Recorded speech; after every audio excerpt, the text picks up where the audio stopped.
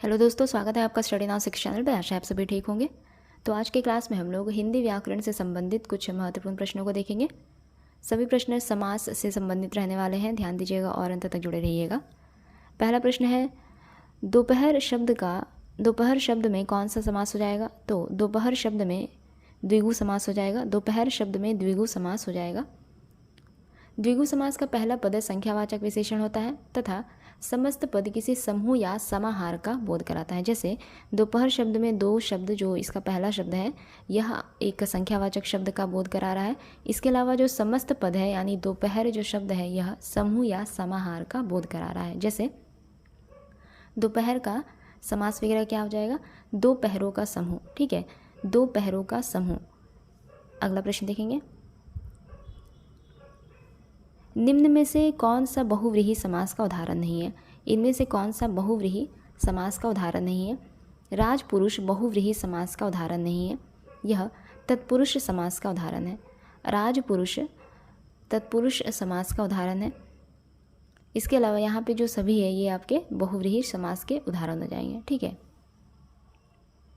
चंद्रशेखर, चक्रपाणी, चंद्रकांति, ये सभी आपके बहुव्रीहि समास के उदाहरण हो जाएंगे। बहुव्रीहि समास यानी जिसमें कोई भी पद प्रधान नहीं होता है, जिस शब्द का कोई भी पद प्रधान नहीं होता है तथा दोनों मिलकर किसी तीसरे पद की ओर संकेत करते हैं, वही बहुव्रीहि समास कहलाते हैं। जैसे चक्रपाणी, चक्रपाणी का समास विग्रह हो जाएगा चंद्र है शिखर पर, चंद्रशेखर, चंद्रशेखर का समास विग्रह हो जाएगा चंद्र है शिखर पर जिसके। चंद्रशेखर का समास विग्रह हो जाएगा चंद्र है शिखर पर जिसके, अर्थात शिव। चक्रपाणी का समास विग्रह हो जाएगा चक्र है पाणी में जिसके। पाणी यानी कि हाथ होता है। ठीक है, पाणी यानी कि हाथ होता है। चक्रपाणी का समास विग्रह हो जाएगा चक्र है पाणी में जिसके, अर्थात विष्णु। ठीक है, अगला प्रश्न देखेंगे, निम्न में से अव्ययी भाव समास का उदाहरण कौन सा है? इनमें से अव्ययी भाव समास का उदाहरण है रातों रात। रातों रात अव्ययी भाव समास का उदाहरण है। जिसका पूर्व पद प्रधान हो या फिर कहे तो अव्यय हो या उपसर्ग हो, वो अव्ययी भाव समास कहलाते हैं। जिस सामासिक पद का पूर्व पद प्रधान हो या अव्यय हो या फिर उपसर्ग हो, वो अव्ययी भाव समास कहलाता है। जैसे रातों रात शब्द का समास विग्रह हो जाएगा रात ही रात में। रातों रात शब्द का समास विग्रह हो जाएगा रात ही रात में। ठीक है, रात ही रात में। उसी प्रकार एक और उदाहरण ले अगर हम अव्ययी भाव समास का, तो वह हो जाएगा यथाशक्ति। यथाशक्ति, यथाशक्ति आपका अव्ययी भाव समास ही है। इसका समास विग्रह हो जाएगा शक्ति के अनुसार। शक्ति के अनुसार।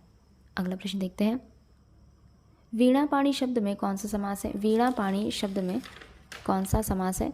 तो वीणापाणी शब्द में आपका हो जाएगा बहुव्रीहि समास। बहुव्रीहि समास है वीणापाणी शब्द में। वीणा है हाथ में जिसके, अर्थात सरस्वती। वीणापाणी शब्द का समास वगैरह क्या हो जाएगा? वीणा है हाथ में जिसके। इसी प्रकार एक और अन्य उदाहरण ले तो लंबोदर। लंबोदर शब्द का समास वगैरह हो जाएगा लंबा है उदर जिसका, अर्थात गणेश। लंबा है उदर जिसका, अर्थात गणेश। बैलगाड़ी शब्द में कौन सा समास है? तो बैलगाड़ी शब्द में तत्पुरुष समास है। बैलगाड़ी शब्द में कौन सा समास है? तत्पुरुष समास है। जिस समास में उत्तर पद प्रधान हो तथा दोनों पदों के बीच का कारक चिन्ह लुप्त हो जाता है, वहाँ पर तत्पुरुष समास होता है। बैलगाड़ी शब्द में तत्पुरुष समास है। जिस समास में उत्तर पद अर्थात बाद वाला पद प्रधान होता है और दोनों पदों के बीच का कारक चिन्ह लुप्त हो जाता है, वहाँ पर तत्पुरुष समास होता है।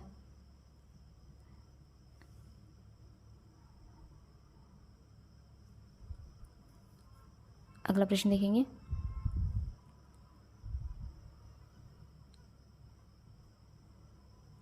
जिस समस्त पद में पूर्व या उत्तर पद की बजाय किसी अन्य अर्थ की प्रधानता होती है, उसमें कौन सा समास होता है? तो उसमें बहुव्रीहि समास होता है।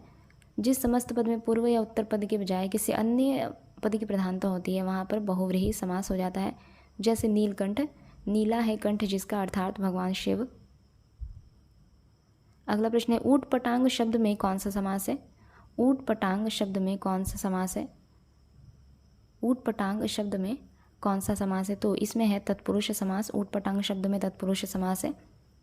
इसका समास विग्रह हो जाएगा ऊँट पर टांग, ऊँट पर टांग। अनुगमन शब्द में कौन सा समास है?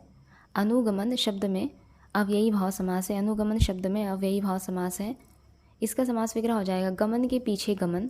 अनुगमन शब्द का समास विग्रह हो जाएगा गमन के पीछे गमन, गमन के पीछे गमन। समास का अर्थ होता है संक्षेप, या फिर कहे तो कम से कम शब्दों में अधिक से अधिक अर्थ प्रकट करना समास का मुख्य काम होता है। समास का अर्थ हुआ संक्षेप, या फिर कम से कम शब्दों में अधिक से अधिक अर्थ प्रकट करना ही समास का मुख्य काम है। अगला प्रश्न देखेंगे, चौमासा शब्द में कौन सा समास है? चौमासा शब्द में कौन सा समास है? तो इसमें है द्विगु समास। पहले ही बताया कि द्विगु समास का जो प्रथम पद होता है वह संख्यावाचक विशेषण होता है, या फिर कहे तो संख्यावाचक शब्द का बोध कराता है, और समस्त पद यानी समस्त पद समूह या समाहार का बोध कराता है। चौमासा शब्द का समास विग्रह हो जाएगा 4 मासों का समूह, 4 मासों का समूह। ठीक है। और उदाहरण देखें तो सप्त सिंधु अर्थात 7 सिंधुओं का समूह, त्रिकोण 3 कोणों का समाहार। इस प्रकार ये सभी आपके द्विगु समास के उदाहरण हैं। अगला प्रश्न है, चरण कमल शब्द का सही समास विग्रह क्या हो जाएगा? चरण कमल शब्द का सही समास विग्रह हो जाएगा कमल के समान चरण, कमल के समान चरण। इसमें है कर्मधारय समास। चरण कमल शब्द में कर्मधारय समास है। जिस समास के सामासिक पदों में विशेषण विशेष्य का संबंध हो, मतलब प्रथम और उत्तर पद में, या फिर कहे तो जो पहला पद होता है और दूसरा पद होता है, इन दोनों पदों में विशेषण और विशेष्य का संबंध हो, वहाँ पर कर्मधारय समास होता है। जैसे उदाहरण के तौर पर लालमणि, लालमणि, अधपका, चंद्रबदन इत्यादि। लालमणि, अधपका, चंद्रबदन इत्यादि ये सभी कर्मधारय समास के उदाहरण हैं। अगला प्रश्न है, मुरलीधर नामक समस्त पद का सही समास विग्रह क्या हो जाएगा? मुरलीधर नामक समस्त पद का सही समास विग्रह हो जाएगा मुरली धारण करने वाला, या फिर कहे तो मुरली को धारण करने वाला अर्थात श्री कृष्ण। इसमें बहुव्रीहि समास है। मुरलीधर में बहुव्रीहि समास है। जिस समास के दोनों पद प्रधान नहीं होते हैं बल्कि कोई अन्य पद ही प्रधान होता है, वहाँ पर बहुव्रीहि समास हो जाता है। जैसे उदाहरण के तौर पर चक्रपाणि अर्थात चक्र है पाणी में जिसके, यानी कि चक्र है हाथ में जिसके, अर्थात विष्णु। निम्न में से सही युग्म का हमें चयन करना है। सही युग्म है रस भरा, रस से भरा, रस भरा, रस से भरा। पतित पावन का समास विग्रह हो जाएगा पापियों को पवित्र करने वाला। पतित पावन का समास विग्रह पापियों को पवित्र करने वाला। रसोई घर का समास विग्रह रसोई के लिए घर। धनहीन का समास विग्रह हो जाएगा धन से हीन। ठीक है, धन से हीन। सामासिक पदों के घटकों को अलग करने की रीति को क्या कहते हैं? तो सामासिक पदों के घटकों को अलग करने की रीति को विग्रह कहते हैं, समास विग्रह। इसके अलावा 2 या 2 से अधिक शब्दों से मिलकर बने हुए नए एवं सार्थक शब्दों को समास कहते हैं। 2 या 2 से अधिक शब्दों से मिलकर बने हुए नए एवं सार्थक शब्दों को समास कहते हैं। इसके अलावा किसी शब्द को अलग अलग लिखने की प्रक्रिया को वर्ण विच्छेद कहा जाता है। किसी शब्द को अलग अलग लिखने की प्रक्रिया को वर्ण विच्छेद कहा जाता है। भयाकुल नामक समस्त पद का समास विग्रह क्या हो जाएगा? भयाकुल नामक समस्त पद का समास विग्रह हो जाएगा भय से आकुल। भयाकुल नामक समस्त पद का समास विग्रह हो जाएगा भय से आकुल, अर्थात करण तत्पुरुष, करण तत्पुरुष। परलोक को गमन नामक विग्रह का सही समस्त पद क्या हो जाएगा? परलोक को गमन नामक विग्रह का सही समस्त पद हो जाएगा परलोक गमन, परलोक गमन। यह कर्म तत्पुरुष का उदाहरण है। परलोक गमन कर्म तत्पुरुष का उदाहरण है। तत्पुरुष समास में उत्तर पद प्रधान होता है। इस समास में साधारणतः प्रथम पद विशेषण और द्वितीय पद विशेष्य होता है। परलोक गमन तत्पुरुष समास का उदाहरण है। इस समास में उत्तर पद प्रधान होता है। तत्पुरुष समास में उत्तर पद प्रधान होता है, या फिर कहे तो प्रथम पद विशेषण और द्वितीय पद विशेष्य होता है इसका। अगला प्रश्न देखेंगे, किस विकल्प के सभी शब्द तत्पुरुष समास से निर्मित है? तो गृहस्थ, हरफन मौला, कपड़छन ये सभी तत्पुरुष समास से निर्मित है, तत्पुरुष समास के उदाहरण है। यह गृहस्थ का समास विग्रह हो जाएगा गृह में स्थित अर्थात अधिकरण तत्पुरुष। हरफन मौला का समास विग्रह हरफन में मौला अधिकरण तत्पुरुष। कपड़छन का समास विग्रह हो जाएगा कपड़े से छाना हुआ करण तत्पुरुष। ठीक है, अगला प्रश्न देखेंगे। नगर निवास नामक समस्त पद का समास विग्रह क्या हो जाएगा? नगर निवास नामक समस्त पद का समास विग्रह हो जाएगा नगर में निवास, नगर में निवास अधिकरण तत्पुरुष। इसमें कौन सा समास है? तो अधिकरण तत्पुरुष समास है। इसके अलावा कर्ता कारक और संबोधन कारक को छोड़कर शेष सभी कारकों में विभक्तियां लगाकर इसका समास विग्रह होता है। कर्ता कारक और संबोधन कारक को छोड़कर, कर्ता कारक और संबोधन कारक को छोड़कर शेष जो 6 कारक होते हैं, इन सभी कारकों की विभक्तियां, इन सभी कारकों में विभक्तियां लगाकर इसका समास विग्रह किया जाता है। ठीक है, कर्ता कारक और संबोधन कारक ये तत्पुरुष समास के अंतर्गत नहीं आते हैं। अगला प्रश्न है धर्म बुद्धि में कौन सा समास है? धर्म बुद्धि में कौन सा समास है? तो कर्मधारय समास है धर्म बुद्धि में।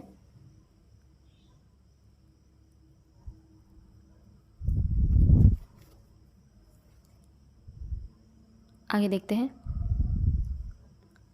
ऋण मुक्त शब्द में कौन सा समास हो जाएगा? ऋण मुक्त शब्द में कौन सा समास हो जाएगा? तो इसमें अपदान तत्पुरुष समास है ऋण से मुक्त, इसका समास विग्रह हो जाएगा ऋण से मुक्त। इसके अलावा और उदाहरण ले तो धनहीन, पद मुक्त, व्यय मुक्त, बलहीन, धर्म विमुख। धनहीन, पद मुक्त, व्यय मुक्त, बलहीन, धर्म विमुख इत्यादि ये सभी अपदान तत्पुरुष समास के उदाहरण हैं। अगला प्रश्न है प्रेमातुर शब्द में इनमें से कौन सा समास नहीं है? प्रेमातुर शब्द में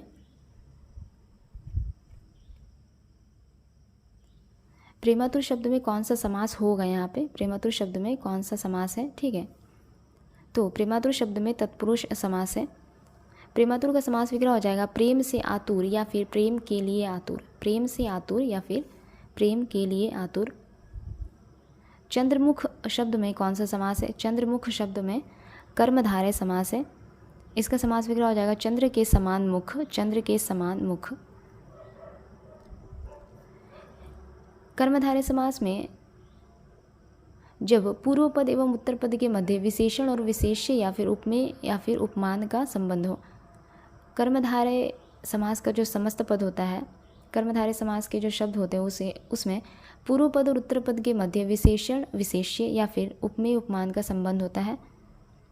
ठीक है, अगला प्रश्न देखेंगे मुख चंद्र में कौन सा समास है? मुख चंद्र में कर्मधारय समास ही है। इसका समास विग्रह हो जाएगा मुख रूपी चंद्रमा। मुख रूपी चंद्रमा। अगला प्रश्न है निम्न में से किस शब्द में द्विगु समास नहीं है? इनमें से किस शब्द में द्विगु समास नहीं है? चतुरानन शब्द में द्विगु समास नहीं है। इसका समास विग्रह हो जाएगा 4 है आनंद जिसके, अर्थात बहुव्रीहि समास। चतुरानन शब्द में द्विगु समास नहीं है। चतुरानन शब्द में बहुव्रीहि समास है जिसका समास विग्रह हो जाएगा 4 है आनंद जिसके। इसके अलावा चौराहा, त्रिभुज, सप्ताह ये सभी द्विगु समास के उदाहरण हैं। जीव कतरा शब्द में कौन सा समास है? जीव कतरा शब्द में कर्म तत्पुरुष समास है। जीव कतरा शब्द में कर्म तत्पुरुष समास है। इसका समास विग्रह हो जाएगा जेब को कतरने वाला, जेब को कतरने वाला। इसके अलावा एक और अगर उदाहरण ले कर्म तत्पुरुष समास का तो वह है यश प्राप्त, यश प्राप्त। ये भी कर्म तत्पुरुष के उदाहरण है। इसका समास विग्रह हो जाएगा यश को प्राप्त, यश को प्राप्त। अगला प्रश्न है यथासंभव में कौन सा समास है? यथासंभव शब्द में अव्ययी भाव समास है। इसका समास विग्रह हो जाएगा जैसा संभव हो, जैसा संभव हो। अव्ययी भाव समास में पूर्व पद प्रधान एवं अव्यय होता है और समस्त पद अव्यय की तरह ही कार्य करता है, ऐसा माना जाता है। ठीक है, अव्ययी भाव समास का पूर्व पद प्रधान एवं अव्यय होता है, या फिर कहे तो कभी कभी उपसर्ग भी रहता है अव्ययी भाव समास का प्रथम पद। ठीक है, तो आज का यह हमारा अंतिम प्रश्न रहा। अगले क्लास में जल्दी मिलेंगे। तब तक के लिए अगर आप लोगों को हमारी क्लास अच्छी लगे तो लाइक, शेयर और सब्सक्राइब ज़रूर कीजिएगा। धन्यवाद।